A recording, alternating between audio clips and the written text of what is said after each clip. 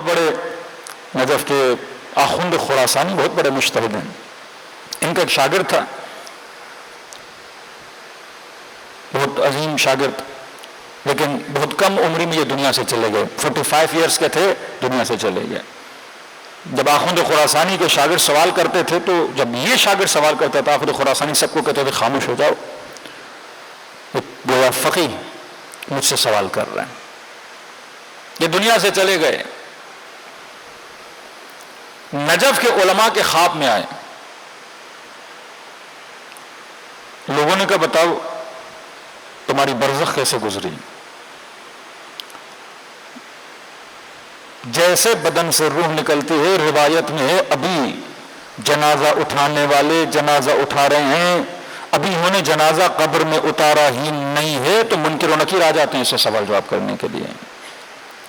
مطلب روح عالم برزخ میں چلی، ابھی جنازہ قبر میں گیا ہی نہیں، روح عالم برزخ میں ہے. اب روح یہاں بھی دیکھتی ہے وہاں بھی دیکھتی ہے، یہاں بھی دیکھتی گویا یہاں بھی ہے وہاں بھی ہے.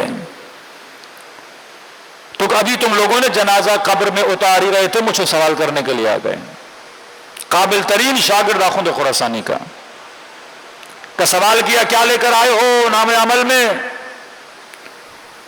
تو کہتا میں نے کہا میں نے اتنی کتابیں لکھی مکتب اہل بیت کے لیے، یہ کتاب لکھی، یہ کتاب لکھی، یہ کتاب لکھی. کہنے لگے جناب تم نے کتابیں لکھی لیکن اس کا فائدہ تمہیں ہوا، شہرت ملی، 4 لوگوں نے واہ واہ کیا، کتابیں بکی، اتنی زیارتیں پڑھی، یہ کیا وہ کیا. کہ زیارتیں تو ہم لوگ بھی کرتے ہیں، ایز عالم ہم آپ سے توقع رکھتے ہیں اور بڑا کام کر کے آؤ. نمازیں پڑھی کہ نماز تو ہم لوگ بھی پڑھتے ہیں، کوئی خاص عمل بتاؤ. تو انہوں نے کہا جتنا کچھ تھا میں نے بتا دیا، باقی میرے پاس ایسا کچھ بھی نہیں ہے میں آپ کو بتاؤں. کتابیں ہیں، طالب علمی ہے، زیارت ہے، امیر المومنین ہے، یہی کام میں نے کیے ہیں. کہ نہیں ہمارے پاس تمہارا ایک بہترین عمل ہے جس کی وجہ سے ہم تجھے آگے جانے دیں گے اور برزخی جنت میں چلے جاؤ. سوچنے لگا وہ کون سا میرا عمل ہے؟ یہ 2 علماء کے قصے ہیں، ایک ان کا ایک دوسرے کا بھی ہے. کہ کون سا ایسا عمل ہے؟ کہ یاد ہے ایک دن تمہارے گھر میں بڑا فقر و فاقہ تھا، پریشانی تھی، کچھ رشتہ دار گاؤں سے آئے تھے، اب مہمان ہیں لہٰذا گھر میں آ کے بیٹھ گئے، تمہارے پاس کھانے کے لیے کچھ بھی نہیں تھا. تو گھر سے باہر نکلے اور گلی سے جا رہے تھے، گلی میں اندھیرا تھا، ایک تو پریشانی، پیسے نہیں، ان کے لیے کھانا کہاں سے لاؤں، اب سوچ رہے ہیں کس سے پیسے لوں، کس سے قرضہ کروں تاکہ مہمانوں کو. تو تمہارے اندر غصہ تھا بڑا، ایک تو درس و تدریس، اوپر سے مہمان اٹک گئے، اب پیسے نہیں ہیں، اور چلتے چلتے تمہارا پاؤں پتھر کو لگا تو پاؤں پہ زخم بڑا آیا. تو جیسے پاؤں زخمی ہوا تو تمہیں اللہ سے شکایت کی کہ پروردگارا یہ کیا حالات ہیں، ایک تو مہمان، دوسرا پیسہ نہیں، تیسرے پتھر پاؤں پہ مار رہے ہو، پاؤں بھی میرا زخمی ہو گیا. کہ جب یہ خیال تیرے ذہن میں آیا تو اچانک تو نے سوچا کہ تو غلط بول رہا ہے. مہمان حبیب خدا ہوتا ہے، اگر مہمان آیا ہے تو بندوبست بھی کون کرے گا؟ خدا کرے گا. اتنی جلدی اللہ سے شکایت؟ تو اسی وقت تم نے کہا استغفر اللہ ربی واتوب الیہ، اے خدا میں معذرت چاہتا ہوں میں نے آپ پر غصہ کیا. کہ وہیں پر جو تم نے اپنی سوچ کو بدلا، خدا نے اس سوچ کے بدلے میں برزخ میں تمہارے لیے جنت بنا دی ہے. اس نے سوچا بھی نہیں ہوگا. دوسرے عالم دین انہوں نے بھی کہا میں نے کتابیں لکھی، میں نے یہ کیا، میں نے وہ کیا، کہ آپ کی تعریفیں ہوئی، مجلسیں پڑھی، آپ کی تعریفیں ہوئی، کہیں نہ کہیں سے کچھ نہ کچھ آپ کو ملا. شیخ عباس غمی اگر آپ نے مفاتیح الجنان لکھی تو آج ہر شیعہ کے جیب میں مفاتیح الجنان ہے، تعریفیں ہیں، ہر بندہ جانتا ہے شیخ عباس غمی کون ہے، مثال ہے.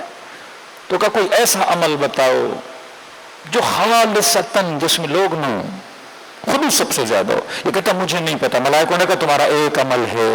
کہ کون سا عمل؟ کہ ایک دن تو بازار سے گزر رہا تھا، ایک بیوہ خاتون تھی، اس کی گود میں یتیم بچہ، اب اس کے پاس پیسے نہیں تھے اپنے بچے کو چیزیں لے کر دے، تو بچہ روئے جا رہا تھا اور بار بار اس بچے کی نگاہ سیب پہ پڑی اور ماں کو کہہ رہا تھا مجھے سیب لے کر دو، لیکن ماں کے پاس پیسے نہیں تھے، سیب کہاں سے لے کر دیتی.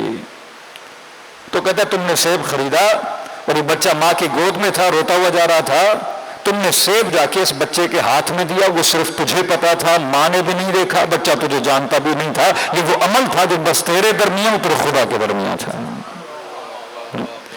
اس ایک سیب کے بدلے میں پروردگار عالم نے کب آگے بڑھ جاؤ۔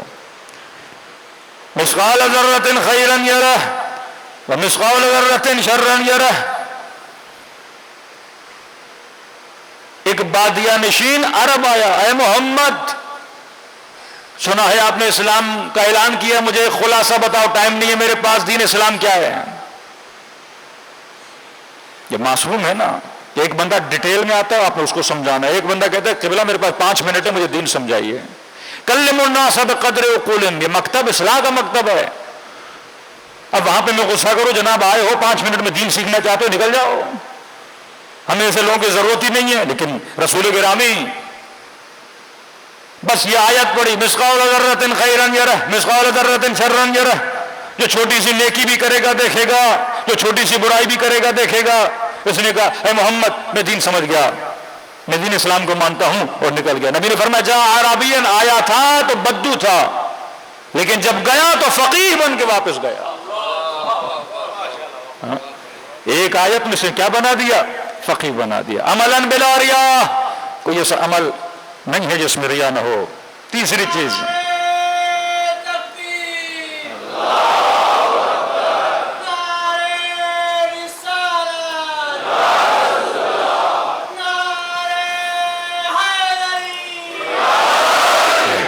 فکر